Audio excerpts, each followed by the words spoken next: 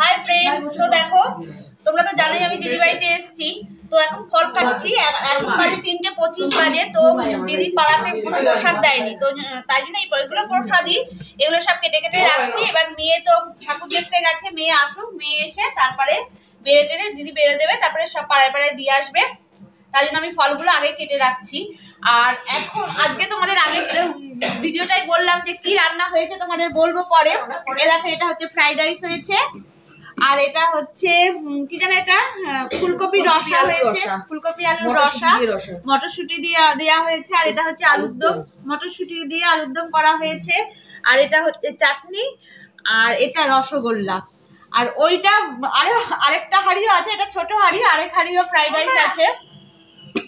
আর বোনের বাড়ি থেকে আসবে খিচুড়ি, ওর বাড়িতে খিচুড়ি করা হয়েছে, তো একটু পরেই চলে আসবে খিচুড়ি। তাহলে আমি এখন ফলগুলো কেটে নিই।